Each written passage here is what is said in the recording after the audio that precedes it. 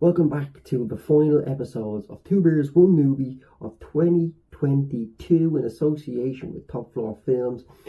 We're talking about my best, my worst, my most disappointed. I'm going to be breaking it up into 3 episodes. Here we go.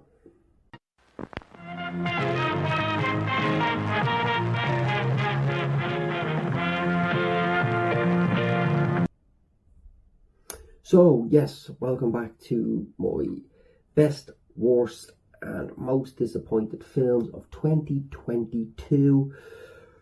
Whew. The best, let's go straight into it. I'm not going to explain anything, I'm just going to go straight into what my favourites are. And if you remember last year, it's not just movies from 2022, there are movies I would have watched for the very first time that I've never seen before. So let's just get straight into it. First up, from the Coen Brothers. I'm surprised I've never actually watched this, and I'm really disappointed in myself. There's always one film every year that seemed as like a really cult classic that I've never actually watched, and that is Brother, Where Art Thou, starring George Clooney. And yes, it's a great movie. Very dark humoured and witty, like every Coen film, or most of them at least anyway.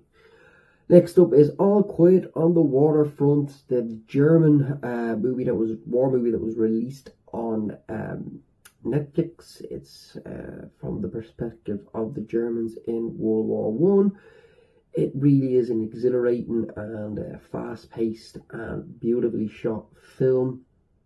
Really enjoyed it. Maybe the last few minutes dragged it out a little bit, but it was really good movie. Another really good movie that I've seen this year was a great horror movie we already spoke about, which is Barbarian. And also a great TV series. Oh, will I skip this too? No, I'm going to mix them up. Mix it up, yeah. This is one of the best things I watched. The great TV series was Dharma, which I also spoke about. It was absolutely excellent. Better Call Saul. Absolutely fucking phenomenal is what Better Call Saul is. Better Call Saul is one of the TV series that you could put in the masterpiece bracket. That's where I put that. It's an absolute masterpiece. I think it's well up there with Breaking Bad and any other huge TV series. The acting, the writing, the way it's shot, the editing, it just keeps you on the edge of your seats, and it's definitely well placed amongst great TV series. Another great series was Blackboard. It's a limited TV series, which was really good, about the serial killer who then hides basically bodies of women he's murdered, and this kind of hotshot arms dealer, drug dealer gets sent away, and he's tasked to find out where these bodies are to be able to get his release sentence decreased or exterminated completely. And it's really good, really interesting, and it's based on a true story. Another great movie was Nope by Jordan Peele. Excellent. I think I reviewed it earlier on the year as well. Fantastic, kind of sci-fi horror, really good. Lots of deep meaning, as all his films do. Another great TV series I watched would have been The Bear. Absolutely phenomenal, edge of your seat, kind of pumping. Like I already reviewed that as well. Absolutely great. Another great series was the unmissable The Boys. Oh my fucking god. Reviewed it as well. What an absolute amazing series. I Saw the Devil. A great movie. Korean movie about the serial killer. It wasn't released this year. But I watched it for the first time ever. Where, yeah, it's so good. So gory, gritty. That's where it reminds you of a bygone era in cinema. almost, and it's so gritty, so real. Really, really enjoyable. The Menu, another great movie. Just recently saw that with Ralph Fiennes, Anna Taylor. Just so good. I didn't do any reviewing because I haven't done reviews in ages. I've been so busy with work, college, filming. But it's so good. It's so social satire on society now at the moment. Really kind of well made, well written, and well acted. Good movie all round. Glass Onion, great movie. Follow on from Knives Out. I'd say it's probably on par with the first, maybe. It's a little bit slow to get into. It took me a while to kind of gravitate towards the characters, but as it gets along, and where Daniel Craig's really getting into his character, and it grabs you in, just pulls you by the balls then, and it's really good, really fun. Maybe do we get a trilogy? I don't know. We probably will, most likely. It's so good. It's definitely at least on par with the original. It will be released on Netflix, I think, the night before Christmas, Christmas Eve maybe, I'm not sure. I think it's the 23rd. Didn't they release? Don't look up in the same date, or they released on Christmas Eve. I can't remember. Another great movie I just recently watched, The Fabelmans. Excellent film about filmmakers. It's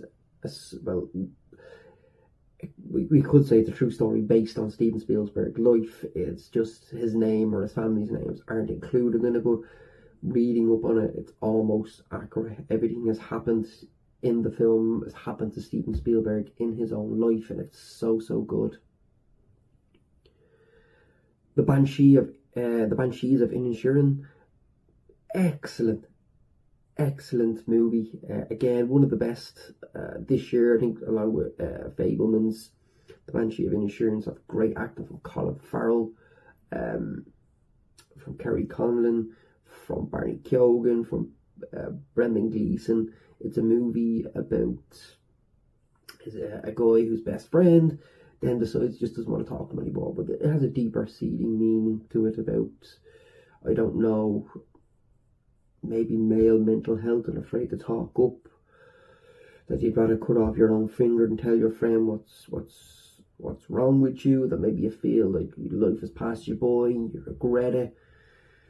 It's really interesting, really well acted, and it's very funny, especially the first hour, quite funny. Another excellent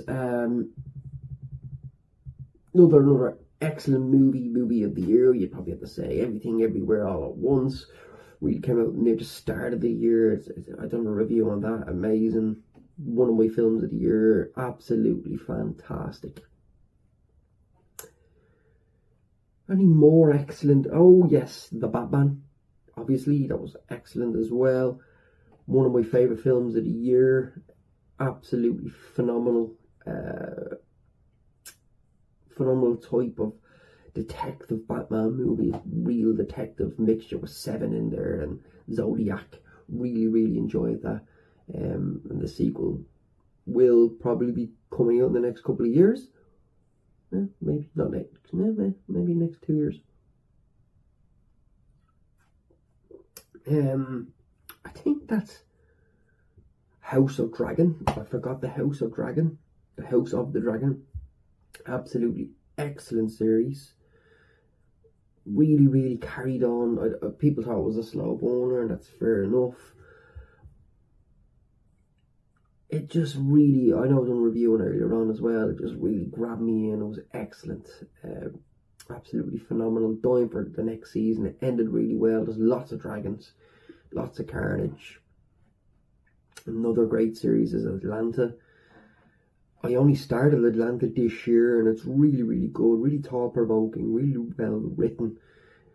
The finale was this year too, and it was really unexpected, I suppose. I wasn't expecting it to be as kind of psychological.